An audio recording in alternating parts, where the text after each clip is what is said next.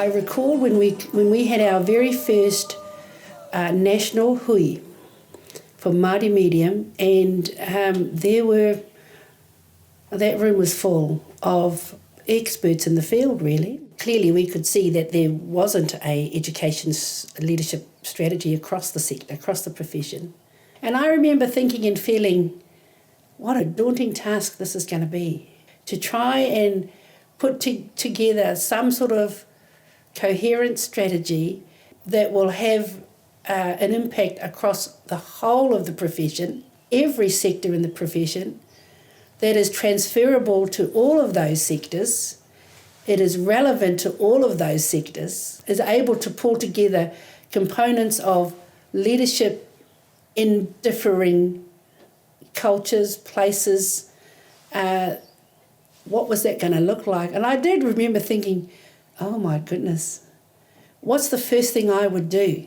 I have really, really strong recollections about the academic forum. It started where we know it needs to, from an academic and a research base, and that then was taken through to a range of different fora, the professional forum where people from the sector, early childhood through to tertiary, anybody who had a view and an opinion to give and a critique to make was invited to do that. And I guess that's where the hui Māori came from, was, we can't do this on our own. We really need people in the whole of the sector, the whole of the profession in every sector to come together to begin to formulate, what do we think about this?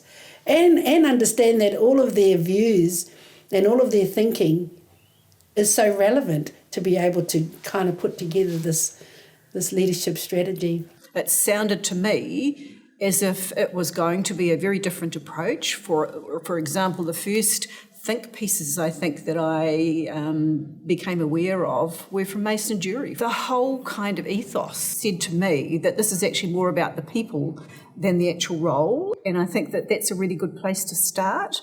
Before you get a role, you are still a person who has leadership capabilities, leadership knowledge and understanding that maybe is underutilised. That was probably the most powerful thing in that. That leaders were probably everywhere, but how are we going to identify, I guess, what leadership looked like across the whole sector? Education is a mover of thinking. It's a transformer of views. It's an opportunity to develop things that are really important, and I think that to act in partnership, in a real partnership, not a lip service partnership, but to make sure that everything that we do needs to enable both Māori and non-Māori to see how we need to work together to get the best out of our bicultural country. People will say we are a multicultural country, and we are. However, our roots actually firmly sit in the Treaty of Waitangi. And so I think that in itself is something that we have never done in this way before. And its time is now, and we have the opportunity to take that forward in a really positive way to bring about some change. The stage we're at now will be a place where all of those in the profession, and I know they will, because I know the Māori medium will, they will begin to look at it, and they're going to pull it apart. They're going to want to dissect it, and they're going to want to ask questions about different parts of the strategy. That's what they do. But I think, the way in which the council has taken their time to do this over conversations, there will be a good space for us to begin the next phase.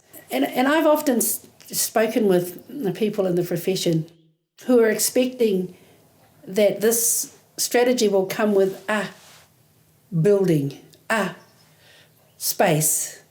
I don't particularly see that. I believe that the strategy shouldn't be confined to four walls. It is a tuapapa, a foundation for the profession to then begin to build whatever that whare looks like, using the using what we've been able to put together into Rauhuia as a model. I actually got a master's degree in educational administration in the 90s, and school doesn't look like that anymore. And so I can't look like that anymore. And so you can't rest on your laurels. It's a growing thing. It changes all the time, and we need to be able to adapt and respond with it. That's my real wish for people to pick this up and be involved. Don't wait for someone to do it for you or with you or to you. Be part of it. Be part of making it happen. Yeah. The journey won't work if we have to walk alone.